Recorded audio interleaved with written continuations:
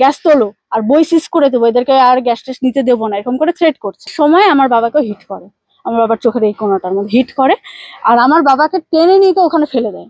না তাও না বলাক তো ওরা করতে পারে এটা। আর উনি না, ছেলেটা না বালক, ও এই বয়সে কাজ করছে। বিষয়টা শোনার পরে আমাকে উল্টাই বলছে, আপনি কেন 10 টাকা বেশি দিলেন? আমি এখন উঠতেও পারতেছি না, বসতেও পারতেছি না, এরকম অবস্থা হয়ে গেছে।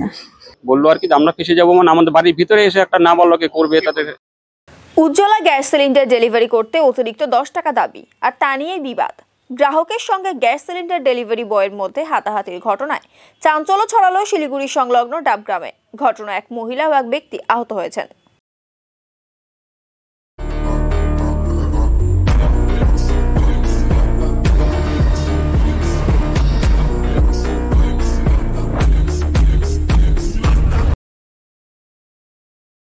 উজ্জ্বলা যোজনার আওতায় পাওয়া গ্যাস সিলিন্ডার ডেলিভারি নিয়ে প্রায়শই সমস্যায় পড়তে হয় গ্রাহকদের।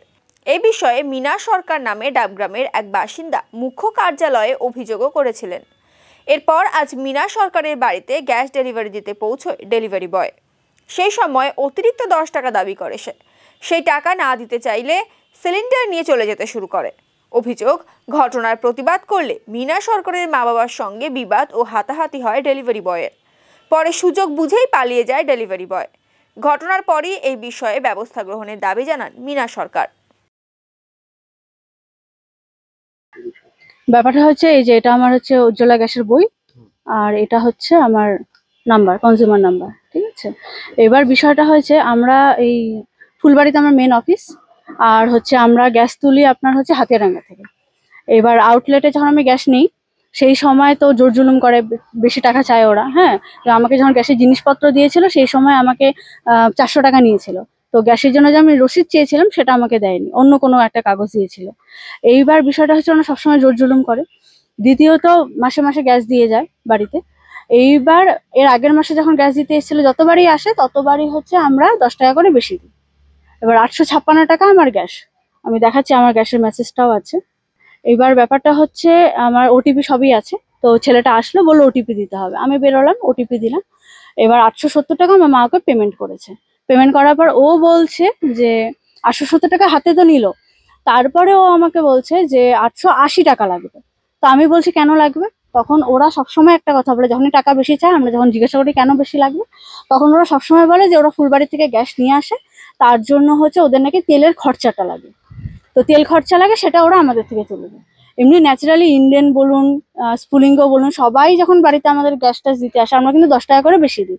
এবার ওরা যখন ওপরে তুলে গ্যাস ট্যাস দেয়, তখন 20 টাকা 30 টাকা ওরা বেশি নেয়। ঠিক আছে, কোনো ব্যাপার না, ওটা নিতেই পারে। এবার আমরা খুশি মনে টাকাটা দিই, আমাদের কোনো অসুবিধা, ঠিক আছে, ওরা যখন এসে দিয়ে যায় কোনো ব্যাপার না। এইবার ছেলেটা বলছে যে 880 টাকাই লাগবে, নাহলে গ্যাস দেবো না। এবার ও গ্যাস তুলে, ও কাকাকে বলছে, ওর সাথে যে লোকটা এসেছিল, আই থিঙ্ক ওর কাকা হয়, তো ও বলছে যে গ্যাস তোলো। পুরো এখানে রাগারাগি করছে, রিউডলি ব্যবহার করছে। ও বলছে যে গ্যাস তোলো আর বই সিজ করে দেবো, এদেরকে আর গ্যাস টেস নিতে দেবো না, এরকম করে থ্রেট করছে। তখন ও গ্যাস তুলে নিতে যাচ্ছিল, তখন আমার বাবা গ্যাসটা ধরেছে। তো সেই সময় আমার বাবাকে হিট করে, আমার বাবার চোখের এই কোণাটার মধ্যে হিট করে, আর আমার বাবাকে টেনে নিয়ে ওখানে ফেলে দেয়। ফেলে দেওয়ার পরে আমার মা যখন আমার বাবাকে স্টেবল করতে যাচ্ছিল, আমার মাকে এমন ভাবে ফেলছে, আমার মা ওই পাটাটার মধ্যে গিয়ে বাড়ি খায়, কোমরের মধ্যে হিট হয়। আমার মার তো অবস্থা সেখানে একদম খুব খারাপ। এইবার ও হচ্ছে মানে সেই সময় এমন বিহেভ করছে, পারলে তো ইট পাথর যা পায় সেটা দিয়েই মারে, পারলেও মেরেই ফেলবে। ওর সাথে যে লোকটা আসে, সে ওকে বাধা দিচ্ছে না। হ্যাঁ, সে আমাদেরকে দোষারোপ করছে যে আমাদের দোষ, আমরা কেন টাকা বেশি দেইনি। এবার ফুলবাড়িতে এর আগে আমি কিছুদিন আগে গেছিলাম আমার নাম্বার চেঞ্জ করার জন্য, ফোন নাম্বার। তখনও পর্যন্ত আমি কমপ্লেন করেছিলাম যে দাদা, মুখেই বলেছিলাম, দাদা ওরা এরকম এরকম জোর জুলুম করে, বেশি বেশি টাকা নেয়। ওরা আমাকে ডেলিভারি নাম্বারও দিয়েছিল। এই দেখুন, আগে প্রথম কি করতেন বলুন তো, গ্যাস ডেলিভারি ওরা দিত না। আমাদের আউটলেটে যেতে হতো 40 টাকা খরচা করে। তারপর ওরা কি করতো, ওইখানেও আমাদের থেকে বেশি টাকা নিত। তখন 1050 টাকা গ্যাসের দাম ছিল, 1070 টাকা করে নিত। আর গ্যাসের জন্য প্রত্যেকবার ঘোরায়, মানে যেদিন গ্যাস আনতে যাব বুকিং হয়ে গেল, সেদিন গ্যাস পাওয়া যায় না। হ্যাঁ, উজ্জ্বলা গ্যাস যোজনা। এইভাবে আমাদেরকে হ্যারাসমেন্ট করে। আমার নিচের পরিবারের লোকজন আছে, আমার মাসির বাড়িতে গ্যাস দিতে আসতো, ওই শান্তিনগরে দিয়ে যাবে গ্যাস, ওখান থেকে আমার মাসিকে ক্যারি করতে হতো। মানে মহিলাদেরকে ওরা এইভাবে মানে প্রবলেম ক্রিয়েট করে, ওরা যন্ত্রণা দেয় যে আর টাকা বেশি দিবে না।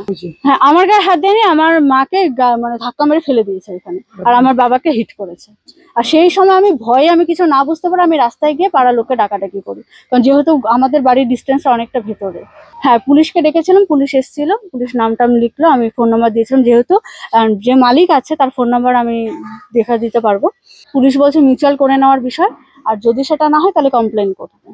আর ছেলেটার বাড়ির যে কাকা আছে উনি আমাদেরকে থ্রেট করছেন যে তোর কাকে কি ডাকার আছে তুই ডেকে এনে, পুলিশকে ডাক, কাউন্সিলরকে ডাক, আমরা কাউকে ভয় পাই না, আমরা লোক নিয়ে আসি। মালিককে বললাম, মালিক আমাকে বলছে যে ওনাদের নতুন আউটলেট খুলেছে, তো এখন উনি ঝামেলায় পড়তে চায় না, বিষয়টা মিউচুয়াল করে নিতে। উনি নাকি আমাদের বাড়িতে আসবেন, উনি এখনো পর্যন্ত আসেননি।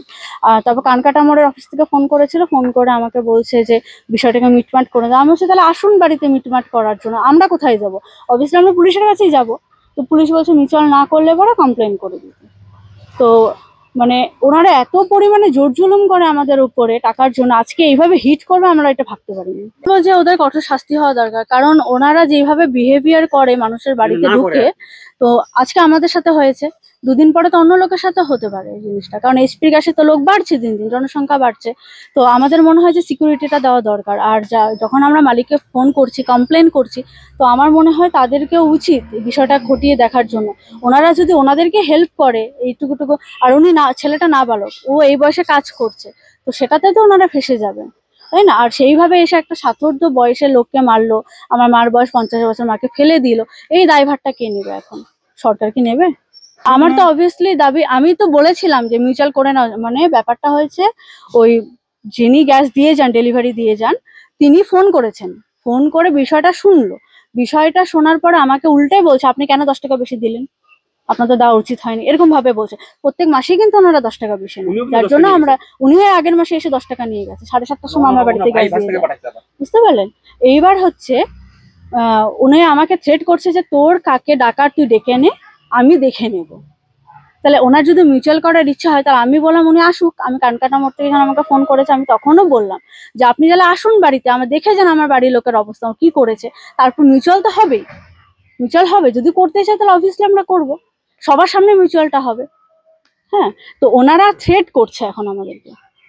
ওই যে গ্যাস টাকা দিয়েছি 70, ওই 870 টাকা, তারপর ও বলে বেশি লাগবে, আরো 10 টাকা বেশি লাগবে। তো উনি জিজ্ঞাসা করছে কেন বেশি লাগবে 10 টাকা, তখনই এই ঝামেলাটা হয়েছে। আমি উনাকে, উনি ওই যে সিলিন্ডারটা নিয়ে যাচ্ছিল, উনি আটকাইছে, উনি দৌড়ে গিয়ে ওনাকে ধাক্কা মেরে ফেলে দিছে, তার সাথে সাথে আমাকেও ধাক্কা মেরে ফেলে দিছে। হ্যাঁ, পুলিশ দেখবে না, আসলো পুলিশ। আমি এখন উঠতেও পারতেছি না, বসতেও পারতেছি না, এরকম অবস্থা হয়ে গেছে। গ্যাসের দাম তো 856 টাকা, তো ওরা একটা দাবি করে 10 টাকা 15 টাকা দেয়, সেটা আমরা ওই 870 টাকা দিয়েছিলাম। দেওয়ার পরে বলেন আরো 10 টাকা বেশি লাগবে আর কি। তখন আমি ঘরে ছিলাম, মেয়ে বলবো বাবা দেখো তো আরো 10 টাকা বেশি যাচ্ছে। আমি কেন রে 10 টাকা বেশি চাচ্ছিস কেন? তোকে তো দেওয়া হচ্ছে 870 টাকা দেওয়া হচ্ছে, অনেক টাকা বেশি দেওয়া হচ্ছে।